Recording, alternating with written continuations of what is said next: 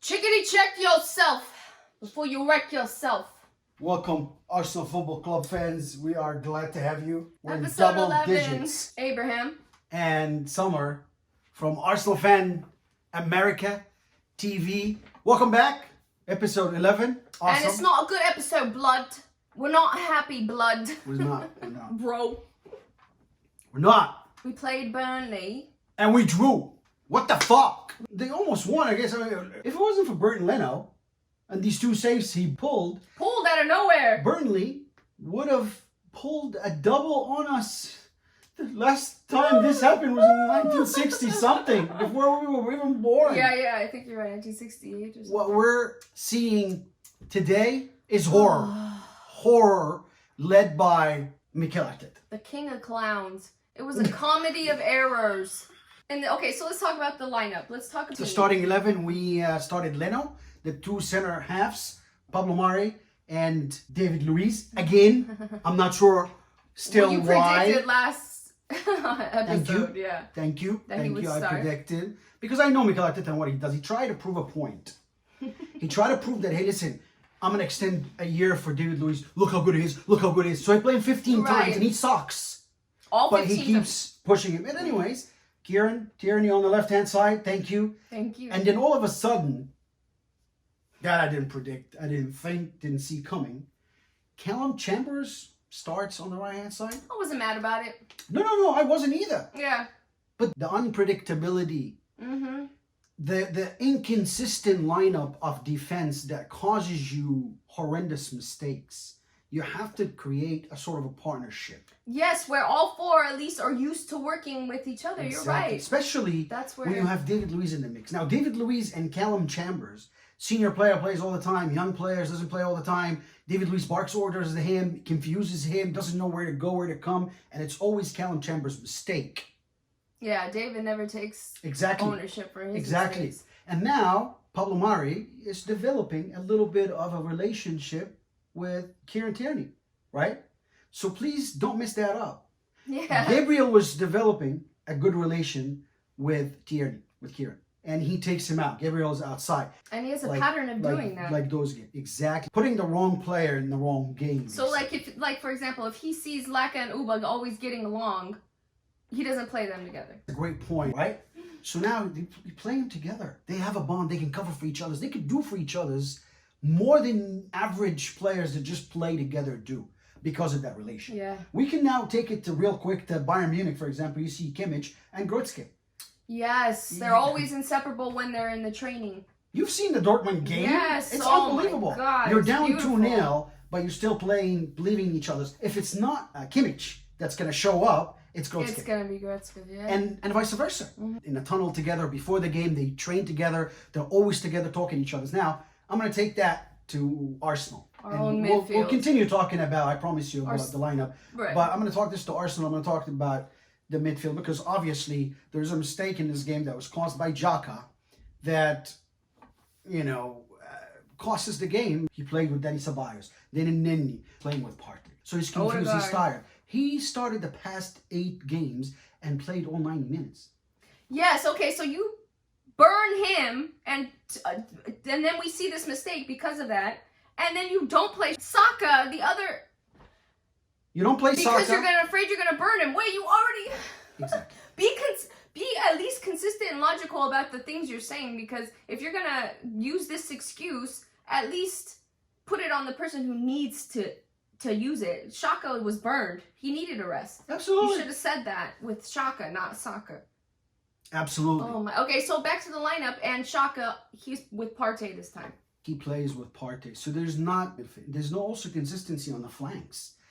Tierney would play with Willian. Willian doesn't track back. No, we know he makes it look like. Yeah. So Tierney has to go up and down the whole time. And it frustrates a player like him, a young player, when Willian seems like he's doing his job, but he's not. Yeah.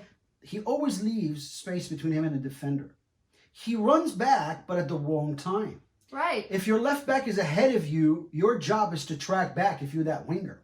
But we all know if he's back there, it's just for pretend. Like, he's not actually going to stop the defender for the offender from scoring on us. He's just going to look like he's there. wait for Tierney to get back. If I'm playing Burnley, Right. I'm not playing two holding midfielders, holding at all times. Now, that's why Uba doesn't have any service. You know, in the second half, It was noticeable. he had 2 touches till the 60-something minute. It was noticeable. Nobody's serving him. And then when we saw someone like Odegaard in the second half trying to serve Aubameyang and running all over the place trying to close people, what happened then? He got taken off.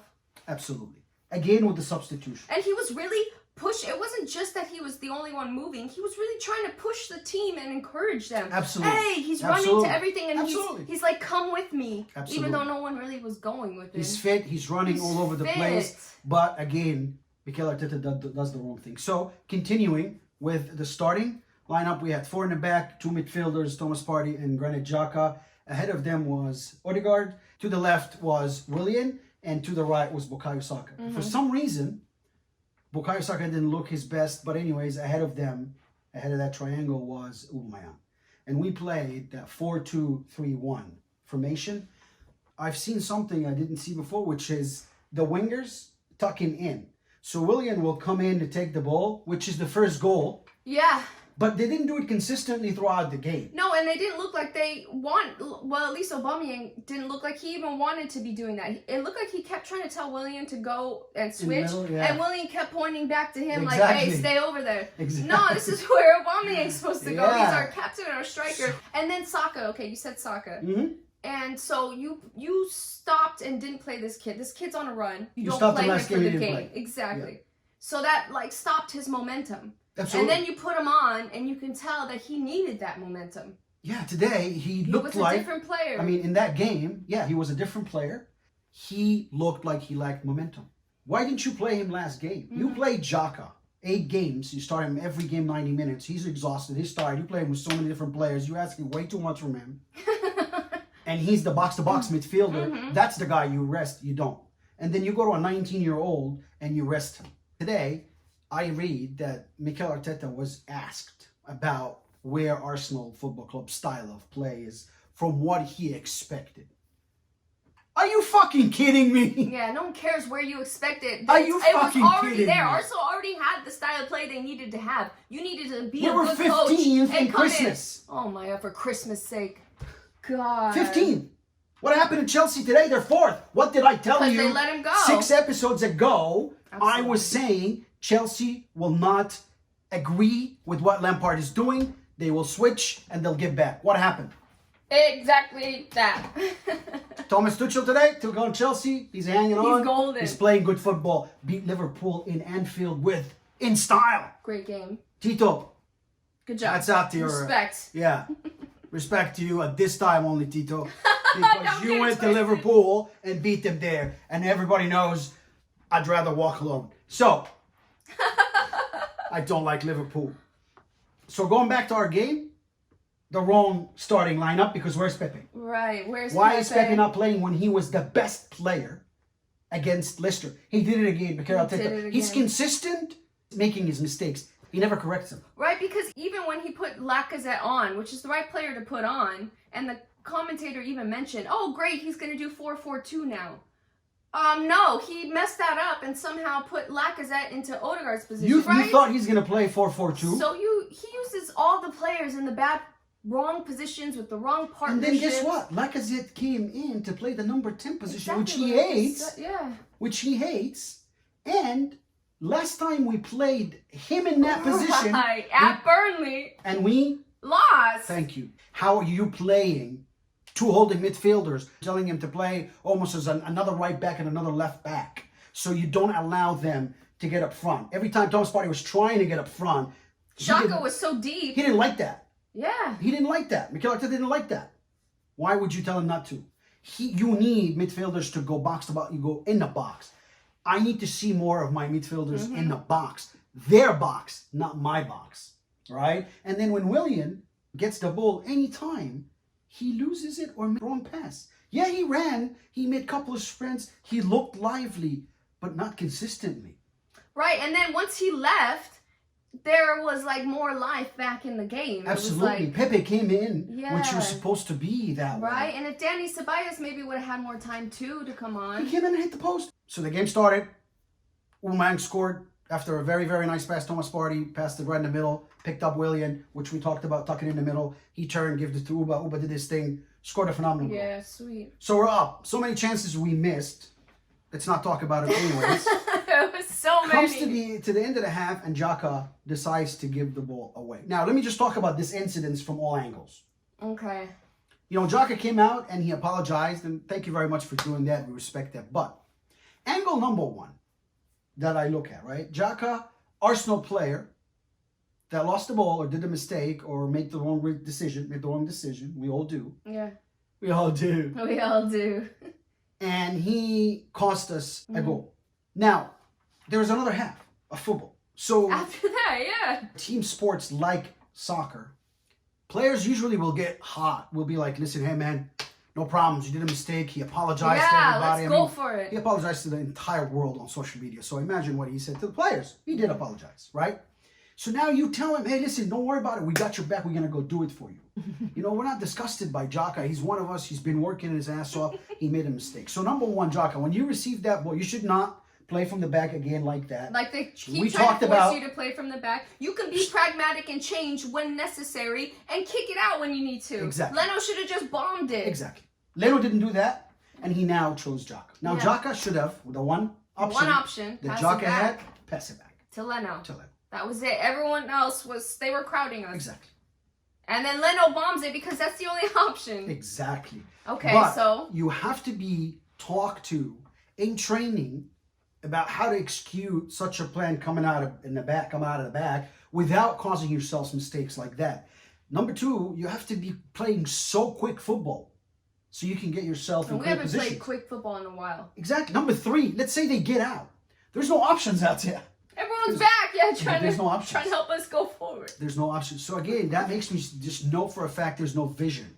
Because in football, it's like a set play, right? You say, you stay here, you run this way, and you run that way. It's the same thing when you're playing a football game. Yeah. There's so many ways to explain. But Arteta doesn't have that, Arsene Wenger beautiful mind to do these things. But we thought so. Yeah. Arsenal fans that are thinking that he has any vision are thinking so still that he learned anything from Arsene Wenger. We hope. So here it is. You have a coach that you think is managing the club. No, he's being used to manage a club. Arsenal Football Club now is being managed like a corporate America. And we know what And that that's the ends fact. in. Yeah. Let's see how we can be profitable every single year. Now, for me to drive profit, I either have upline driven or bottom line. And upline is volume and sales, and in Arsenal Football Club's world is, shirts, Advertising. and sponsorships and all that. And whatever you can create, if you're a smart business person, to drive and capitalize on an already existing brand like Arsenal Football Club. With an already existing fan base Exactly. that could be consumers if you wanted them to be. Exactly. We all love the club. We wear the club, except for our manager. Of course, we know he doesn't, because I don't know if he's an Arsenal person. He doesn't strike me as he doesn't wear our football club gear still. But there's going back to corporate world. It's so many things that you can drive business in such a brand like Arsenal. Yet we look to cut the bottom line. So last year, laid off 55 people that worked at Arsenal Football Club so we can make up the money. We took wages from a lot of players so we can make up the money. And all that festers into the dressing rooms. All that goes into the player's mindset. Now I see senior players like Mesut Ozil. Let's not forget that Ozil has so many records with Arsenal, makes him up there with TT and Dennis Bergkamp and all the greatest for Arsenal Football Club. And I'm, of course, I can go on and on and on and on and on. A player like that gets chased away. Players that get mistreated. You see players like Aubameyang's contract dragging and dragging and dragging and dragging and dragging. And now players that get forced on us. So when we sign someone and pay this much money like Willian, you force him to play. Is Willian good business? He's not good business. But today, we're digging into bottom line. We're cutting everything in Arsenal. We're trimming. I never will understand how you can cut your own legs. Because when you care about bottom line and you start saving money by just letting people go, now it becomes very easy. And those people are your own legs. So you end up cutting your own legs, not feeling it, and you diminish a name or a football club name or a company. You know what I mean? And that's what worries me the most. And I go back to these players. How would these players be motivated now to play for a club that's doing all that? And now Guendouzi, such a case. We don't know what happened with him. I don't have any recording or something that shows me, or a source that I believe, like someone I really know for a fact, that tells me that this kid did something extraordinary. I don't know till today what he did. All we know and all we've seen of him is under Unai Emery, he was a great player. Exactly. So he was giving it 100%, playing in front of Tottenham, showing you that. Yeah, fuck yeah. And all of a sudden, because Arteta's telling us he didn't talk. He's bad and he has an attitude problem. He has an attitude problem. Maybe with you. Yeah, he held a player. Oh my God, let's not forget what Eric Cantona did and what. Held them by their necks. Come on now. They were aggressive. So he did that. Okay, that's not a good thing. We're not saying that you should do it. But he got carried away. We stop him. We nurture him. We better him. Because players can be good technically. They could be good on the ball only. They could be only quick. But when you find something in a player he doesn't have or she doesn't have, that's when you develop them, right? Tell them, hey, listen, your attitude, you got to work on it. Why? Because of this and this and that. Yeah, relate to them. Don't just throw them away. Exactly. And so now, all of a sudden, Mikel Arteta makes an example out of him and throws him out. So you want these players to play for him? He's a young coach. Okay. Have you ever seen anybody that came into the Premier League, Arteta's age, and won a Premier League? One like Arteta in his situation, a coach that came to the Premier League and took anyone to the top four? Nobody. Yeah. And we still believe that this guy, I'm talking about making the choice from the get-go. Ahead of Allegri, ahead of back then, it was Carlo Ancelotti available, it was Allegri available. And you had time because it's not like Arsene Wenger just waited till the end of the season and said, okay, bye. We knew the whole season that he was going to be gone. You guys had all these options for actually world-class coaches. Okay, and getting back to cutting the legs off of yourself real quick. Mm-hmm. They did all that. And we've seen in companies that you've been at that when they do that, in a matter of time, they're going to be going down. And they're going to notice that it's not working as much. And how much money did Arsenal lose last year, even though they tried to... 47 million pounds. They still ended up negative. What? So it's not working. That process never works. That's what everyone knows. It's an easy process. You treat your people right and encourage them and keep your quality and products good. It's a simple formula, right? Absolutely. And it even applies to soccer. You know, applies to anything. Treat these people right. Yep. And be good, like have quality. Or be good at it. Oh, be good at it. You know, if you're not good, hire someone that's good at it. So Kroenke coming and trying to make this a business, that's not going to work. And if you don't know what you're doing. Exactly, you're going about it the wrong way also. Right. You know, you can. There's a lot of opportunity at Arsenal for us much opportunity to be a very profitable club and make a lot of money. But if we keep making deals like the ones we make with William, Arsene Wenger never signed a player over 31 with more than 1 year. You don't have a coach directing you or telling you the simple thing to do to win at a club like Burnley. Absolutely. We should have gone in at halftime, gotten a dope pep talk. Hey, this isn't over. This is what was supposed to happen. We're going to come out and you're going to score, and that's the end of it. And here's what we're going to do. And here's what we're going to do. Instead of doing that, they come out at halftime, and it's like the game's over until they take Willian off. It looks like he came down on them that demoralized them. And humans don't respond to that. They don't. They want to be told, hey, you're doing good, man. It's okay. Next time. Listen, those are professionals, and I'm not saying tell them doing good all the time, but be with them. Be part. If we're doing bad, then all of us. Or if be like about the technicality of the football. Hey, this guy's coming here. You got him. Don't worry, but when he comes, use your body this way. Or I don't know, be with your criticism, be more direct and said, hey, you were doing bad. What were you thinking? That doesn't help anybody. Don't call out players in front of each other's. You know, talk to them more one-on-one. Do sessions more one-on-one sessions. Find out about a player more. Get closer to your players so you can relay the message in a way they can understand.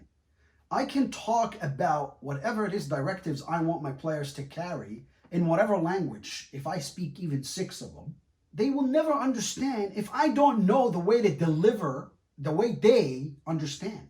So how are you directing those players? I have no idea, because I can see when we come in the togetherness that we don't have, the unity, the pointing fingers, you know, the David Luiz fights in the back, the Hector Bellerin and Mohamed Nenni fights on the pitch, the Ceballos and Nketiah. I can see the divided team. When you have 2 teams or 3 teams within one team, you will never win anything. You will never go anywhere. What's stronger, 5 or 1? 5. No, it's 1. Exactly. The 1 solid. All of you as one. We need to be one team. Premier League, you don't win because of a single player. You don't win because of a single coach. You win because of a single team.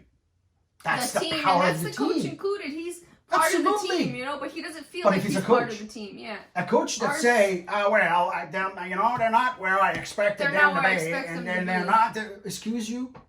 Where are you supposed to? Do you even know where you're supposed to be? I tell you where you're supposed to be. You're supposed to be top 4. No excuses. You started with a blank slate. With hey, Absolutely. we were all equal, no points. Beginning of the Premier League. Let's start. But he's and not. you brought us consistently down, and the owners watched as we went down to 15th, 13th, 10th. You know, like, oh, this isn't progress. That's hara. Okay, we're not even going to talk about the refs or mention the refs because as in our entire time we've been fans of Arsenal, the refs have always done this to us. So it's, in my opinion, it's nothing new. Arsenal have had to learn how to win regardless of the refs. Good point. The whole time. Good, excellent point. And that's what a good coach will do, is tell you, hey, listen, don't let these refs Since Howard get Webb, you down. Oh my God, he hated us. Everybody hated us. He was so obviously a Man United fan. Listen, a lot of them are Man United fans. You can't blame the fact that we tied on that. It's bad coaching, like you say. Absolutely not. Absolutely. Bad coaching. Team not unified, which is what the coach's job is supposed to do. You're supposed to get these players together. These are talented players, and you're not getting them together because you're so focused on making this business. Yeah, and Mikel Arteta is a yes man. He is directed to do A, B, and C. He goes and does A, B, and C. Right, because a real coach would have stopped them along the way at 10 different points and been like, hey, this isn't productive football, yeah?